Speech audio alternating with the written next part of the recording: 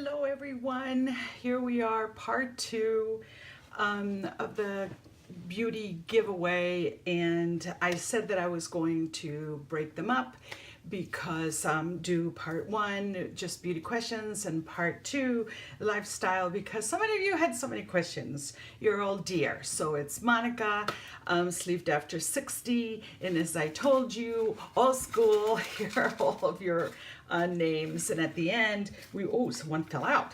We will pick a name, and already picked one for the first one.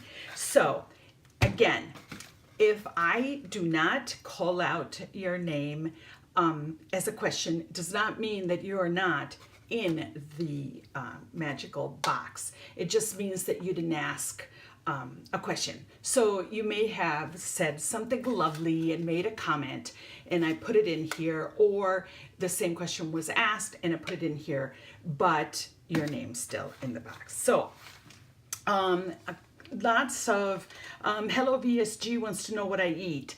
I tend to eat the same thing every day, as far as even breakfast and lunch. As most of you know, because I say this so many times, every time I mentioned I went to eating disorder treatment, please have a drink. I usually say eat a Cheez-It, but don't do that. It's not a good idea. I played with my hair, and now, you know, because I talked about my gray hair in the other, in part one. So usually for breakfast, for years I've been doing this. I tend to be one of those people that I need to know what I'm eating. I don't want anything fancy. I don't want to get up and cook in the morning. If we go out, and that's fine. But I tend to I do a cup of, an actual cup, I measure it out, of, is it Fase, whatever, that Greek yogurt that's really high in protein, and I put it in a bowl. I put a packet of stevia, and so I do the zero, and then a packet of stevia, and then I do, and it's crushed in a can, in its own juice, pineapple, a cup of that. I used to do cottage cheese, but I found that I'm milk sensitive, not necessarily intolerant, but sensitive. So I was having some problems. I had to give it up, and this does the trick. So, and at lunch, unless we go out, you have to remember, you know, I'm retired, but unless we go out, I pretty much do the same thing too. I do 6 Triscuits. I do those little Baby Bell cheeses. Yes, I love my dairy. I do 3 of those, and then I'll do some roll up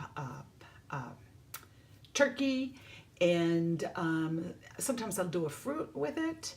But you know, pretty much the same thing. I try not to make it be, you know, I try to not make food at those 2 times a day be such a big deal. And then dinner, sometimes we go out, or I make, you know, and I do the rotisserie chicken, or I make something. We're big salmon eaters, so we'll buy fresh salmon, and I'll make it, I'll bake it or broil it. I really like to broil stuff, and then I make, you know, a fresh vegetable somehow broiled or baked, or, you know, and I'm a big salad eater, which that's going to be a big deal once I have BSG, because I know that I can't have that. And part of it is about the volume, so I know that in time I will be able to do that.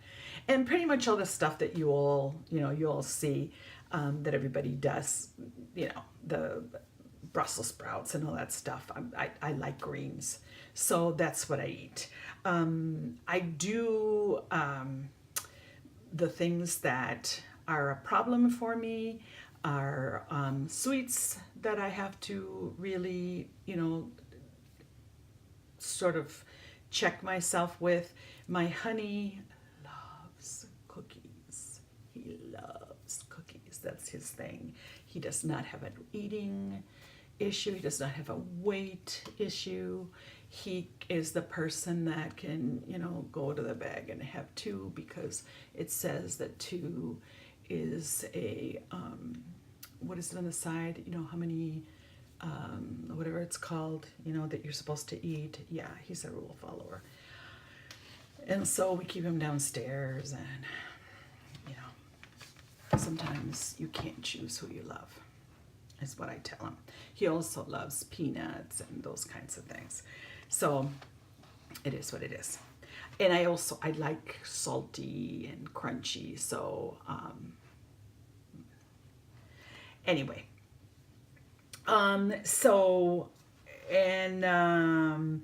Saggy Pants has asked about what was my orientation, and as far as work is concerned, and what kind of work did I do. And I was trained as a clinical psychologist. I have a master's degree, and I rather talk about me as a client than me as a professional, because people have the right to their privacy. And so yes, Miss Saggy Pants, I have done, aside from, of course, clinical work, behavior work, I have done CBT and EMDR. And if you're interested to talk about that as a treatment, let me know. I may even do a video, because I think it's fascinating, especially in the field of eating disorders.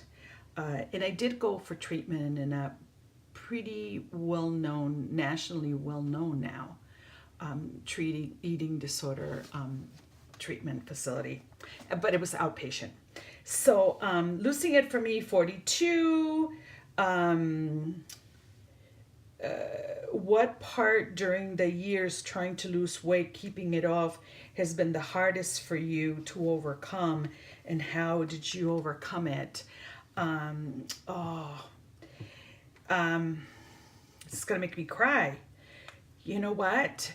It was the shame, the loathing, the embarrassment, the disappointment in others' faces when I failed, and I gained it back again, time and time again. And you never get over it. And if 42 has anything to do with your age, sweetheart, no matter what your age is and how many times you do it, it's hard to get over that pain when I think of the many, many times that I went to Optifast and I got down,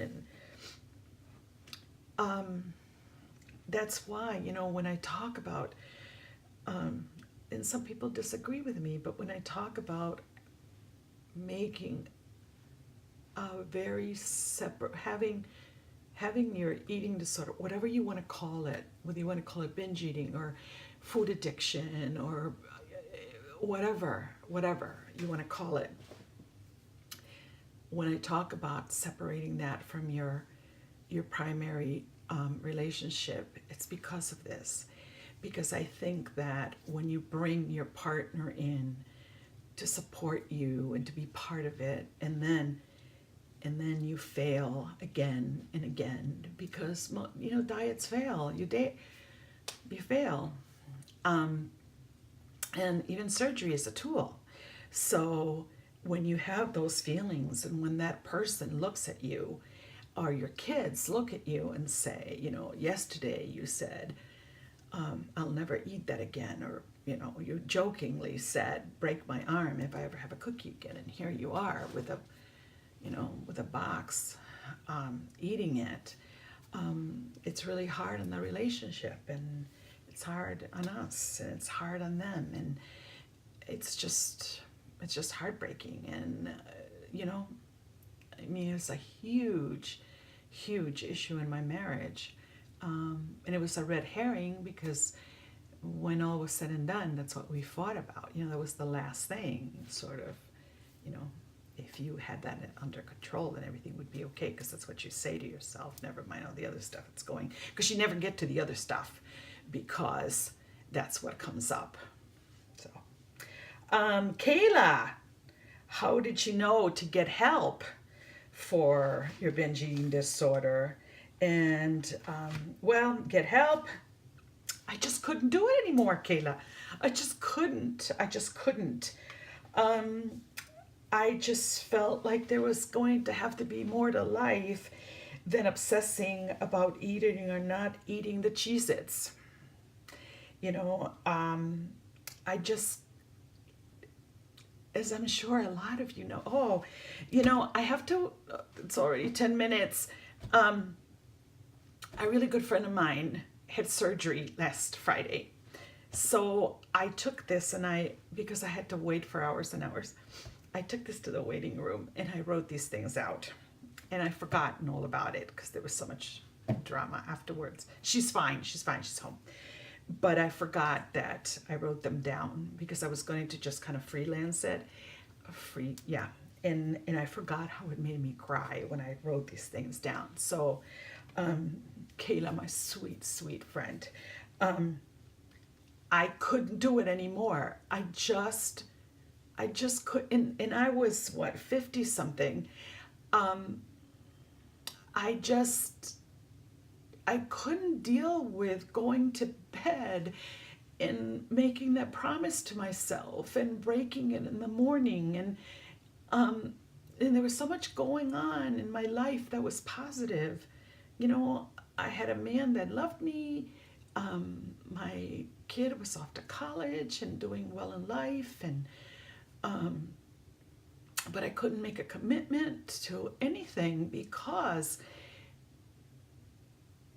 I was always fighting in my mind. The fight was always about the food. And I just couldn't, I just didn't want to do it. It wasn't about the weight. It wasn't about how big my thighs were. It was just that fight.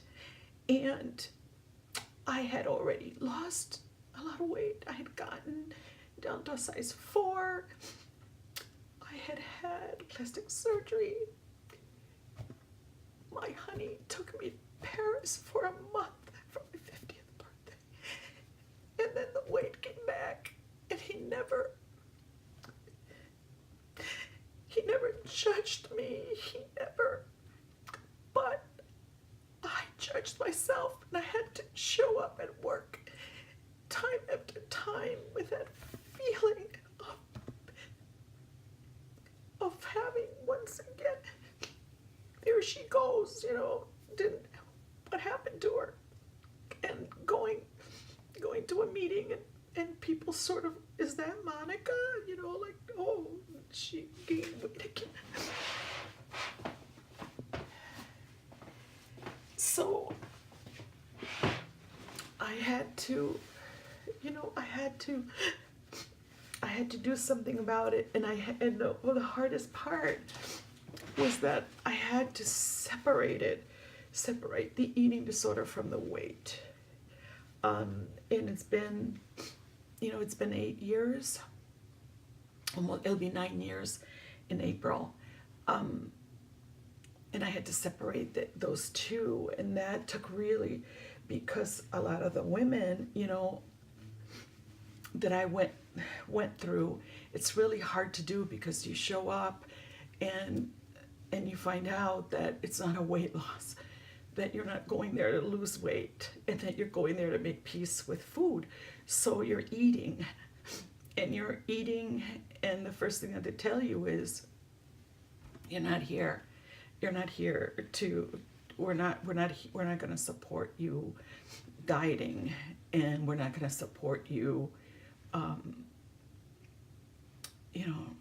binging and feeling bad about yourself. We're going to support you separating the craziness. So anyway, and then sweet Kayla said, how do you keep positive? Well, talk about corny, but what I wrote is that when I look at your sweet little face, Kayla, when I look at your sweet face and I send you the best that I have, I get the best that you have. So that's easy.